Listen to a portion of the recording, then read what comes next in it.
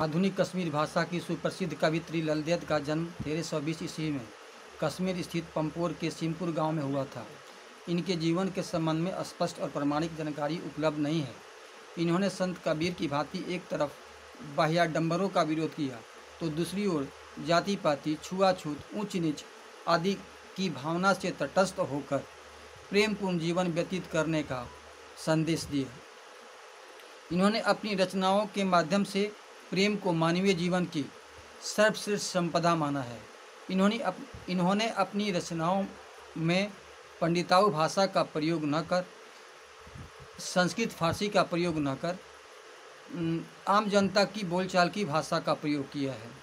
परिणाम स्वरूप युगों युगों बाद भी इनकी रचनाएं आम जनता के जीवन का कंठहार बनी हुई है, यानी इनके कंठ में आज भी रची बसी है।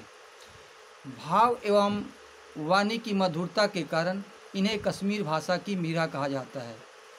हमारी पाठ्य पुस्तक में ललदेद के 4 वाक्य संकलित हैं। वाक्य का अर्थ होता है कथन या वाणी। पहला वाक्य है, रस्सी कच्चे धागे की खींच रही मैं नाव, जाने कब सुन मेरी पुकार, करे देव भव सागर पार, पानी टपके कच्चे सकोरे, व्यर्थ प्रयास हो रहे मेरे, जी में उठती रह हो, घट जाने की चाह है घेर। यह वाक्य जो है प्रतीकात्मक शैली में रचित है। इसमें कच्चा धागा आत्मा का, नाव शरीर का, रस्सी मानव जीवन का, घर परलोक का यानी परमात्मा की सानिध्यता का, जहाँ परमात्मा रहता है वहाँ का, जहाँ से हम आए हैं वहाँ का प्रतीक है। सकोरे का अर्थ है चुक्कर या भार। कुम्हार जो मिट्टी का बर्तन बनाता है वह चुक्कर पानी पीने का एक बर्तन बनाता है जिसको चुक्का या भार सोबरना कहते हैं, उसी को सकोरा भी कहा जाता है। तो प्रस्तुत वाक्य में संत कवित्री ललदेद ने कहा है कि हे परमात्मा, मैं जिस जीवन रूपी नाव से संसार रूपी सागर को पार करने का प्रयास कर रही हूँ, जीवन रूपी नाव को जिस प्राण रूपी आत्मा रूपी रस्सी से खींच रही हूँ वह कच्चे धागे की है, यानी अत्यंत कमज़ोर है।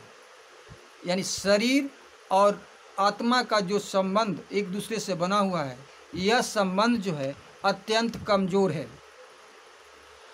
भवसागर को पार करने का हमारा प्रयास उसी प्रकार व्यर्थ हो जा रहा है जैसे कच्चे सकोरे यानी कच्चे मिट्टी के बर्तन में पानी रखकर पीने का प्रयास व्यर्थ होता है।